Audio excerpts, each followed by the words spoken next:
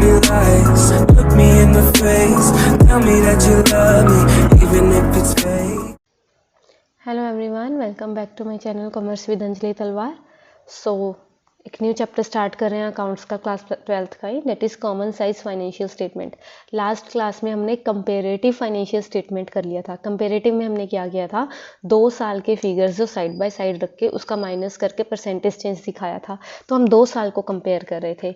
लेकिन common size क्या है, कॉमन साइज में हम क्या करेंगे, एक ही साल के फिगर को, एक ही साल की किसी चीज़ को बेस मान के उससे परसेंटेज चेंज दिखाएंगे। वो कैसे, वो हम इस क्लास में कवर करेंगे। हाँ, लेकिन इन दोनों में से एक क्वेश्चन जरूर आएगा, तो दोनों को अच्छे से करके जाना है और फ्री के नंबर हैं ये, ठीक है। तो कॉमन साइज स्टेटमेंट है क्या है, कॉमन साइज स्टेटमेंट वो है जिसमें इंडिविजुअल फिगर्स को कन्वर्ट किया जाता है परसेंटेज में किसी कॉमन बेस से। देखो, थ्योरी करने से पहले मैं आपको एक चीज़ करवा देती हूँ, आपको ज़्यादा ईजी लगेगा।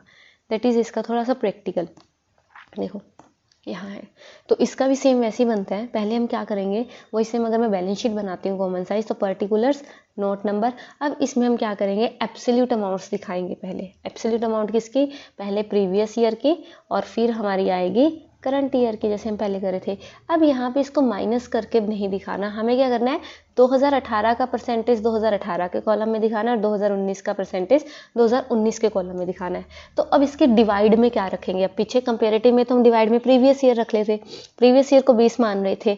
लेकिन यहाँ पे हम इसकी टोटल जो आएगा उसको बेस मानेंगे। कैसे, फॉर एग्जाम्पल, अगर यहाँ पे शेयर कैपिटल है 2 लाख और यहाँ पे शेयर कैपिटल है 3 लाख, ठीक है, और लगा लो इसका जो टोटल है वो है 20 लाख और इसका है कोई लगा लो 25 लाख टाइप, ठीक है। ये समझ आया। तो अगर मुझे 2018 की परसेंटेज फिगर निकालनी है ये वाली, तो मैं क्या करूँगी, 2 लाख डिवाइडेड में इसी का टोटल 20 लाख इंटू 100 करके जो भी आएगा वो मैं यहाँ लिख दूंगी। और ऐसे ही सेम अगर मुझे 2019 की फिगर निकालनी है, तो 2019 वाला उठाऊंगी 3 लाख और 2019 का ही टोटल उठाऊंगी डिवाइड बाय 25 लाख इंटू 100 करके परसेंटेज फॉर्म जो आएगा वो मैं यहाँ लिख दूंगी। ये बात समझ आया। मतलब अब इनका आपस में हमें कोई भी रिलेशन नहीं शो करना। हम पीछे तो इसको माइनस कर रहे थे और फिर प्रीवियस ईयर से डिवाइड कर रहे थे, ऐसा नहीं करना। 2018 का 2018 से ही कंपेयर होगा और 2019 का 2019 से ही कंपेयर होगा। तो एक कॉमन बेस मान लेंगे। तो बैलेंस शीट में हम टोटल को कॉमन बेस मान लेते हैं, इसीलिए उसको 100 लेते हैं, ठीक है। तो बैलेंस शीट में किसको कॉमन बेस मानना है, टोटल को। देखो, चाहे वो एसेट और लायबिलिटी का आएगा तो सेम ही है ना। तो टोटल को बेस मानना है, कैसे, एग्जाम्पल से भी करवाऊंगी। और अगर ये मैं P&L की बात करूँ, तो P&L में रिवेन्यू फ्रॉम ऑपरेशन को बेस मानना है। मतलब डिवाइड में क्या रखना है, रिवेन्यू फ्रॉम ऑपरेशन। जब इन सब की परसेंटेज निकालेंगे तो डिवाइड में क्या रखेंगे, रिवेन्यू फ्रॉम ऑपरेशन के अमाउंट्स को, ठीक है। तो आई होप आपको ये मोटा मोटा क्लियर हो गया होगा। बाकी इसको ढंग से कर लेते हैं अब। चलिए, let's start with, this type of analysis को हम वर्टिकल एनालिसिस भी कहते हैं, क्योंकि हर अकाउंटिंग वेरिएबल जो है वर्टिकली एक ही साल में क्या हो रहा है, कंपेयर हो रहा है। कॉमन साइज स्टेटमेंट प्रिपेयर होता है बैलेंस शीट के लिए भी और स्टेटमेंट ऑफ P&L के लिए भी।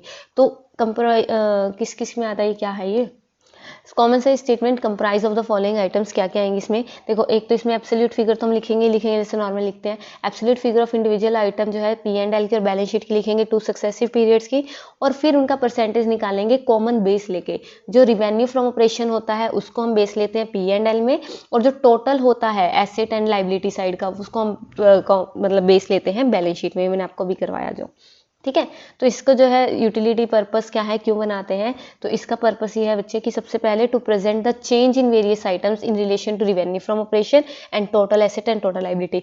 मतलब कि रिवेन्यू फ्रॉम ऑपरेशन का वो कितना परसेंट है, वो चीज़ उसको शो करने के लिए हम ये बनाते हैं रिवेन्यू फ्रॉम ऑपरेशन का। और अगर यही कि मैं बैलेंस शीट की बात करूँ तो टोटल का कितना परसेंट है, राइट। उसके बाद एक रिलेशनशिप बन जाता है, जो रिलेशनशिप एस्टेब्लिश होता है different items of P&L account and revenue from operation का, और ऐसी same total asset and liability के जो अमाउंट आती है टोटल का, उसका बाकी के साथ क्या आता है, एक रिलेशनशिप एस्टेब्लिश हो जाता है। और कंपैरिजन के लिए हमें कॉमन बेस मिल जाता है कि अगर इनकम रिवेन्यू फ्रॉम ऑपरेशन कितनी है तो कॉस्ट इतनी है, राइट। तो वो चीज़, ठीक है। सेम ऐसे ही बैलेंस शीट बनाएंगे तो उसका यूटिलिटी क्या है, इंडिविजुअल आइटम का बैलेंस शीट का पता लगेगा, ट्रेंड पता लगेगा बैलेंस शीट में क्या है, रिलेटिव फाइनेंशियल साउंडनेस पता लगेगी, फाइनेंशियल स्ट्रेटेजी पता लगेगी, ठीक है। तो इसको कैसे फॉर्मेट क्या है इसका वो मैं आपको यहीं से सिखा देती हूँ। कॉमन साइज बैलेंस शीट होती क्या है, देखो, कॉमन साइज बैलेंस शीट एक स्टेटमेंट है जो total of asset and liability दिखाती है इक्वल टू 100 रखते हैं, और बाकी सारी फिगर को एज परसेंटेज दिखाते हैं, इसी का टोटल है ना, इसी को बेस मान के, तो वो चीज़ आ जाएगी। तो ये मैंने आपको फॉर्मेट तो सिखा ही दिया। फॉर्मेट में क्या था, फॉर्मेट में सेम वही था, पर्टिकुलर्स, अमाउंट और वही सेम बैलेंस शीट जो हम लास्ट क्लास में करके आए हैं। बस इसका फ़र्क क्या होगा, इसका फ़र्क क्या होगा बच्चे, इसका फ़र्क ये होगा कि इसको ABCD में करने की ज़रूरत नहीं है। इसकी पहले प्रीवियस ईयर की सारी अमाउंट्स लिख दो जो गिवन है, आपको करंट ईयर की लिख दो। अब इसको आपस में कोई डील नहीं करनी, हमें क्या करना है, जो हमारा प्रीवियस ईयर का परसेंटेज आएगा, वो इसी के कॉलम से आएगा, और जो हमारा करंट ईयर का परसेंटेज आएगा वो करंट ईयर के ही कॉलम से आएगा। बस टोटल को क्या रखना है, 100 रखना है। ये तो मैंने आपको बताया, लेकिन इसको एग्जाम्पल के साथ करवाते हैं तो ज़्यादा इजी समझ आएगा। देखो ऐसे, इस टाइप से। सो इन्फॉर्मेशन है रिलेटेड टू 2018 एंड 19। 2018 की पहले रखेंगे और 19 की बाद में, ये तो पता है ना, ठीक है। तो सबसे पहले देखो, अगर आपको इस टाइप से गिवन है तो बैलेंस शीट खुद बनानी पड़ेगी। तो इक्विटी एंड लायबिलिटी वाला कॉलम बनाया। इक्विटी एंड लायबिलिटी में सबसे पहले क्या आता है, शेयर होल्डर फंड। तो शेयर होल्डर फंड में हमने क्या दिखाया, शेयर कैपिटल। अब शेयर कैपिटल में इक्विटी शेयर, प्रेफरेंस शेयर दोनों आएंगी, तो ये आ गया 18, ठीक है। और यहाँ से भी 16 × 18, दोनों में क्या आ गया 18।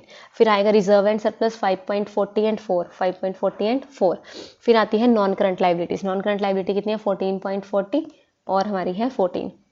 अपोजिट लिखने है तो पता है। और फिर है करंट लायबिलिटीज़ 7.20 और 4, क्योंकि ये लैक्स में तो इसीलिए इस तरह से है।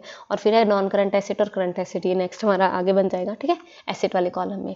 अब इसको करना क्या है, इसका हमें क्या करना है बच्चे, अब यहाँ पे जब मैं इसको सॉल्व करूँगी, जब मैं इसको परसेंटेज फॉर्म में लिखूँगी, तो 2018 का परसेंटेज निकालते टाइम मैंने 100 किसको माना, 40 को। किसको 100 माना मैंने, 40 को। तो 18, यहाँ पर मैंने क्या किया, 18 डिवाइडेड बाई जिसको 100 माना 40 × 100, तो ये मेरा क्या निकल आया, 45। ये बात समझ आई। नेक्स्ट में 4 डिवाइडेड बाई 40 × 100, जब मैं इसको सॉल्व करूँगी तो ये मेरा निकल आया 10। 14 डिवाइडेड बाई 40 × 100, 4 डिवाइडेड बाई 40 × 100, तो 35 और 10 निकल आया।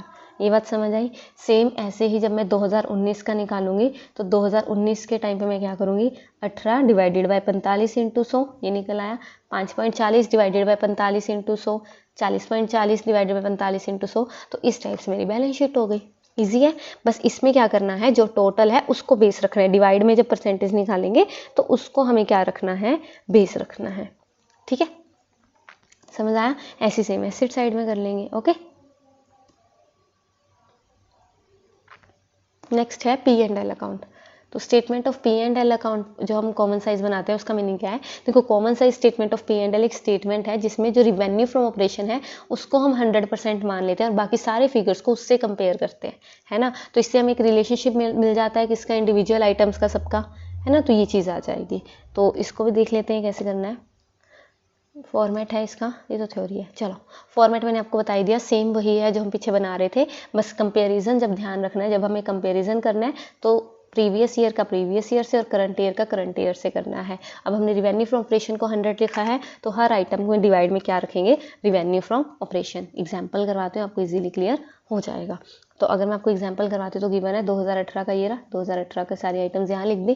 पहले क्या आएगा, रिवेन्यू फ्रॉम ऑपरेशन, उसमें से अदर इनकम है नहीं तो एक्सपेंस लेस कर देंगे। एक्सपेंस में तीनों आ गए, तीनों एक्सपेंस माइनस करके प्रॉफिट बिफोर टैक्स आ गया। टैक्स का कोई परसेंटेज गिवन है तो यहीं तक क्वेश्चन खत्म हो जाएगा। अब यहाँ पे क्या करना है, सारी आइटम्स यहाँ लिख दी और इसकी सारी आइटम्स यहाँ लिख दी। ये तो ईजी है। 10 लाख, 6 लाख, 1,20,000, ये सारी देखो सेम एज इट इज़। 12, 6, 60, 1,20 सारी एज इट इज़। ये तो एज इट इज़ लिखनी है।